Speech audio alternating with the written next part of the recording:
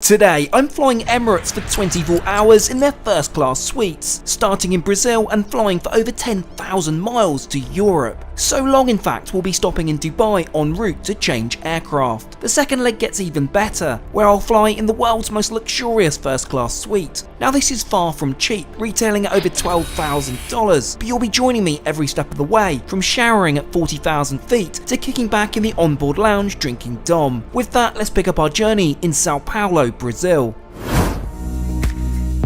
Well, hello from Brazil. After spending some time in Rio, I'm back in Sao Paulo to fly home to Europe, the long way. First and foremost, we'll need to find the Emirates check-in counters. Given an A380 is operating the first leg, it's unsurprising to see how busy it is. Thankfully, the first class line is deserted, and I'm able to sort out the various formalities in just a few minutes. Next, we'll head to security and passport control. There's no fast track available here, but unlike check-in, it's actually pretty quiet. Now, ordinarily, I love to make a song and dance about the lounge offering, but tonight's options are, well, pretty poor. So let's brush over this and focus on our flight today. We'll be boarding from gates 303 and 304 this evening. I, like many, are keen to get on board and get some rest as it's already past midnight. So let's do just that. Down the jet bridge and I get first sight of our aircraft, this 7-year-old Airbus A380. Let's get straight on board and into the first class cabin, located to the front on the top deck of our aircraft. I've chosen Suite 3 Kilo this evening, though I'm told by the flight attendant I have almost the entire cabin to myself. With no overhead bins, you can stow luggage directly in front of you, of which there's plenty of room. I'm offered a welcome drink of Veuve Clicquot, which in terms of first class is rather disappointing. This is because of the tax levied on the airline while serving alcohol on the ground. However, when we take off, a far more premium option will be served. One refreshing cold towel later and we're just about ready to push back from stand. I'll get my seatbelt on as the safety video is screened. Welcome aboard. You should be seated with your seatbelt fastened. Wear it low and tight across your lap and adjust it by pulling the strap. And just like that, we're hurtling along the runway and up into the late night skies over Sao Paulo. So given we're flying Emirates, you've probably guessed by now, our first segment will take us some 15 hours and 7,500 miles over to Dubai. Now we've reached our cruising altitude of 44,000 feet, it's time to get ready for sleep. It's about 2 AM at this point and I'm shattered. With all this travel, who doesn't love a shower before bed? Of course that's doable on board the Emirates A380. At the front of the first class cabin, there are 2 shower spas. You've more than likely seen this space by now, but it's got to be the most incredible in-flight bathroom out there. Let's take a look around. It's funny as you almost forget this bathroom actually has a toilet. Easy to do when there are fresh orchids and luxury spa products dotted around. Time to walk across the heated floor and step into one of the very few showers in the sky. You get around 5 minutes before the water stops, so whilst it's relaxing, it's a quick one.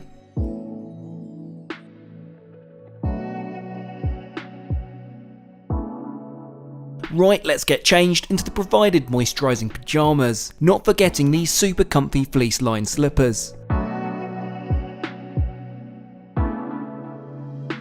With that, let's head back to my suite. I still can't get over I've just had a shower in the sky. This never gets old.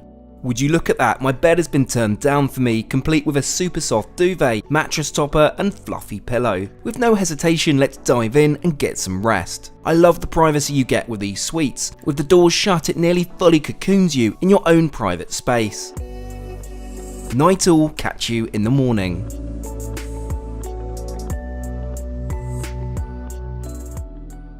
The next day.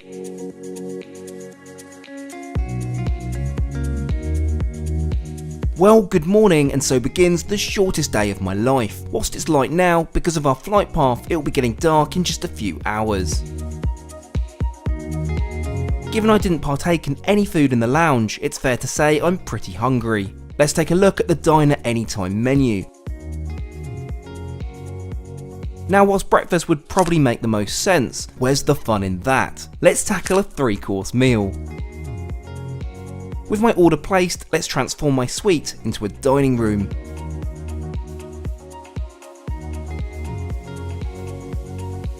Usually bedding would be restowed behind my seat, but given the cabin is largely empty, I'll put these in one of the vacant suites out of the way.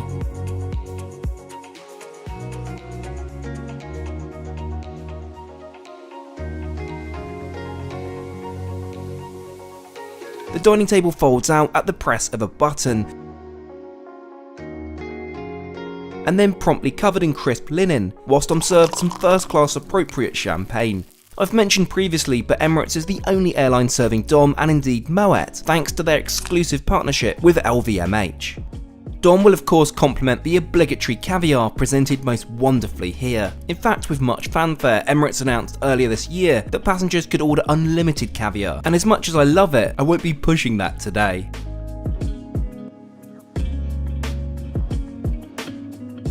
Next, I'm served an amuse-bouche of cured beef, mozzarella, baby tomatoes and basil, arguably more of an additional appetizer. Talking of which, my next dish is ready. Of course, a Trek trendy staple, the Arabic meze. I absolutely love these and can't help but order it on a Middle Eastern carrier. It feels more of an event than anything else.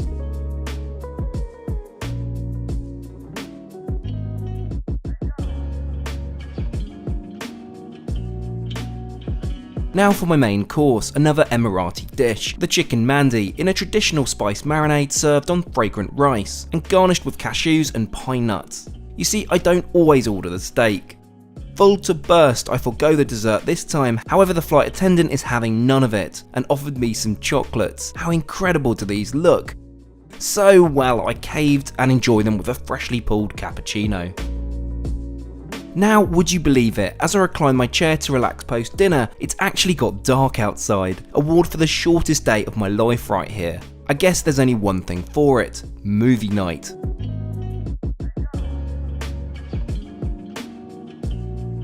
Where has the time gone? I'm informed by the FA that we'll be starting to descend into Dubai soon. So let's get changed back into my clothes, and not forgetting the all-important Tims.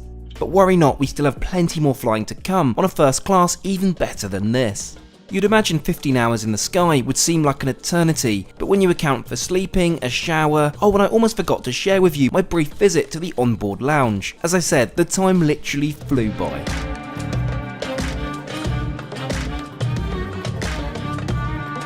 Welcome to the United Arab Emirates. We have just a few hours here before our early flight first thing.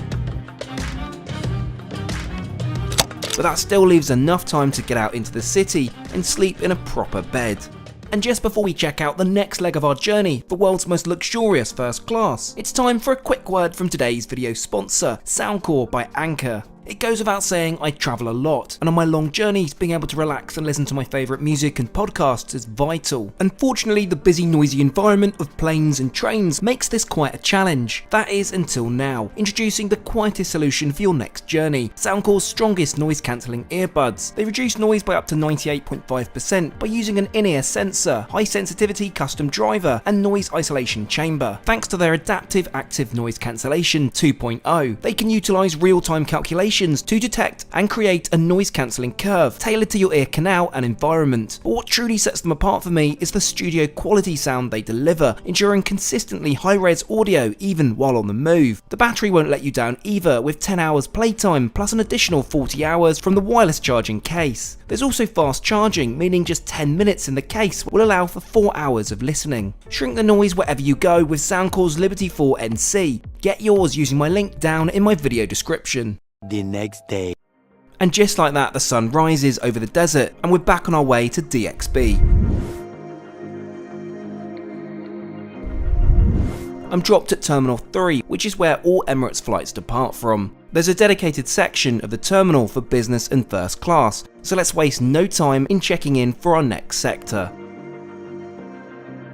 I'm promptly issued my Europe-bound boarding pass, so let's head over through security and go and find out what the lounge situation is this morning.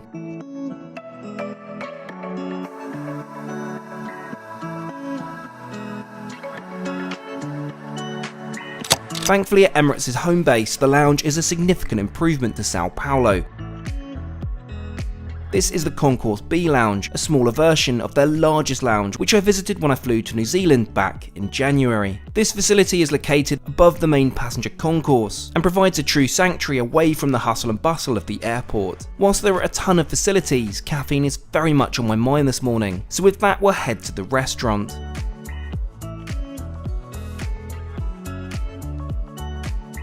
Service does seem a little relaxed here, which surprises me, but when you do get to place your order, you certainly won't be going hungry. Just look at the plethora of options available. In fact, I could forgo eating on board entirely, which is perhaps what some aim for, wanting to maximise sleep. I however opt for a cappuccino, partly for time constraints, but also because I want to maximise the onboard food experience. On the move again, it's time to head to our gate, and it's a trek and not the trendy kind. Okay, I'll see myself out. Our gate is C2, located a good half an hour walk from the lounge, something you need to really watch out for with Emirates. Mind you, given the food I've eaten and I'm about to consume, it's probably a good thing to get those steps in. Much later. Here we are then, literally at the other side of the airport. I'm met by, frankly, mayhem. I'm surprised to see no first class priority lane offered here, though I've no issue waiting for a few minutes. I'm through in about 10 minutes or so, and what do I see? Our stunning 5-year-old Boeing 777-300ER. Let's waste no more time and get straight on board.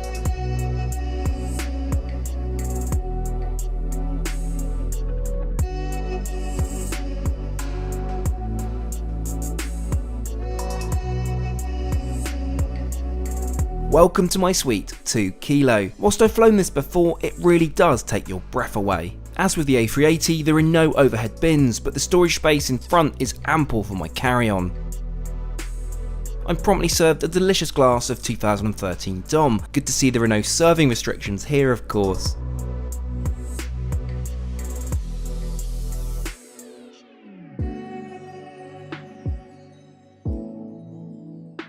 As I'm so late to board, it's a matter of minutes before we begin to push back from stand. Of course, this also means I must get my seatbelt on, as the safety video is screened. Illuminated. Adjust the belt by pulling the strap. If necessary, oxygen masks will appear from above you. Pulling the mask towards you starts the flow of oxygen.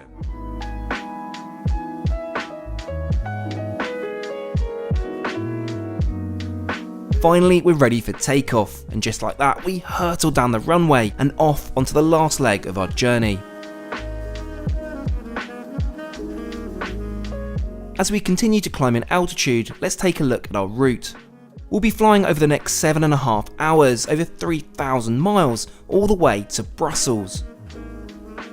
Finally, we reach our cruising altitude of 37,000 feet. So let's get this party started with some more 2013 Dom along with some warm nuts. By the way, don't think for a second the novelty of flying in such a cabin ever gets lost on me. I'm still like a kid at Christmas every second of the flight. Let's take a look at today's menu then. I know it's early, but I'm feeling lunch at 9 AM.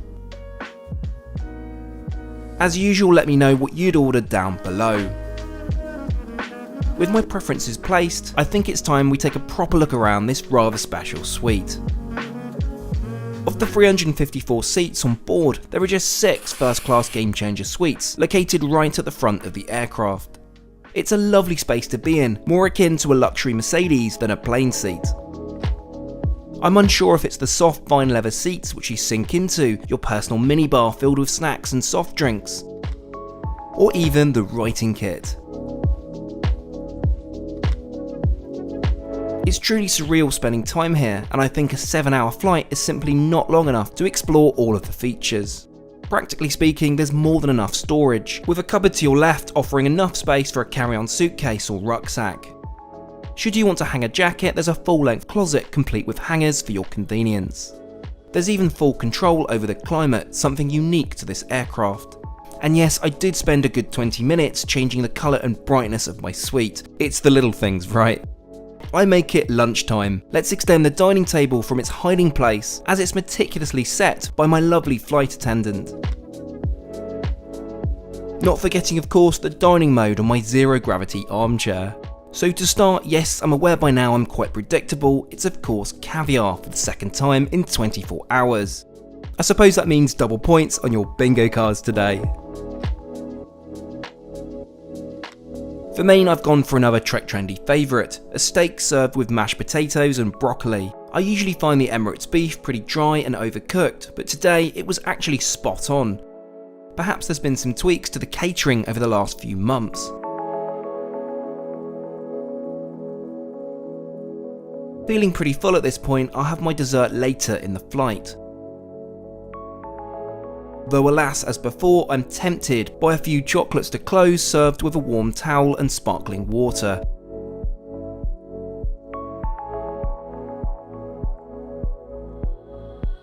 So it's time to boot the Tims off and get just a little more comfy.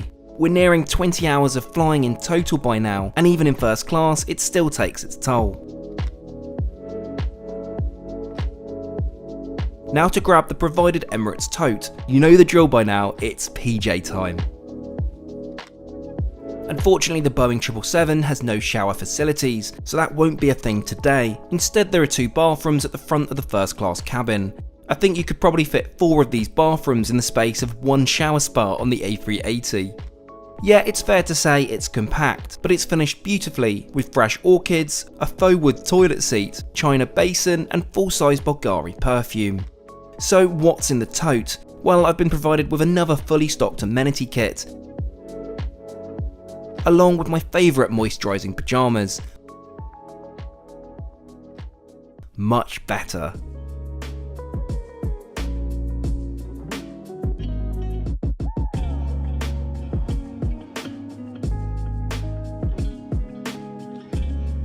Feeling $1,000,000, let's head back to my suite. Don't you just love the mood lighting in this cabin?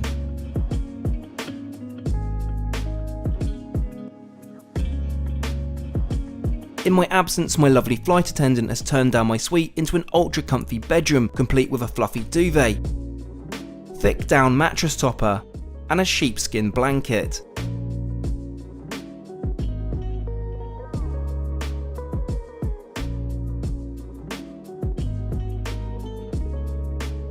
With the doors shut, this truly becomes the most private bedroom in commercial aviation. While that is until the 3-room Etihad residence returns later this month, watch this space. 2 hours later. At this point, I really don't know what time of day or night it is. 3 continents, countless time zones, but all in the lap of luxury.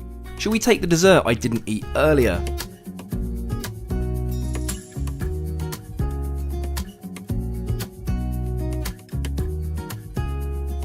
I think there's only one option really, the dark chocolate custard cake of course, served with a fresh caffeine hit.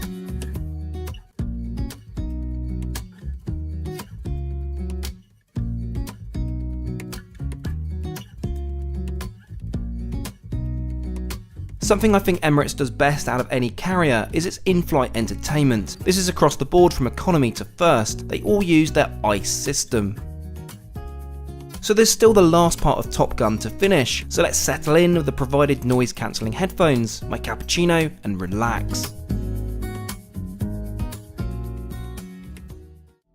I'm notified by my flight attendant that it's not all too long before we begin our descent into Belgium. This is my cue to get changed back into my clothing. Oh, and by the way, this aftershave provided in the amenity kit retails at over $300 a bottle, and it smells pretty good to be fair.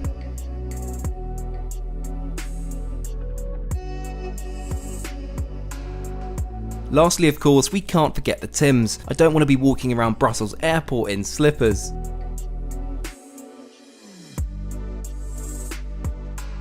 And there we go, just in time for our final approach. It's crazy to me that this concludes 24 hours of flying, though certainly this has got to be the most comfortable way of doing it.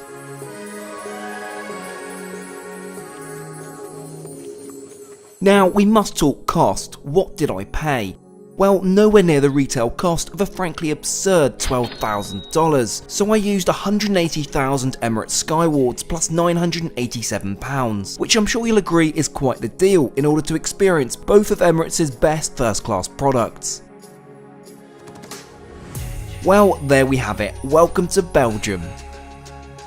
Thank you so much for joining me on this adventure across the world. I'll catch you all again next time.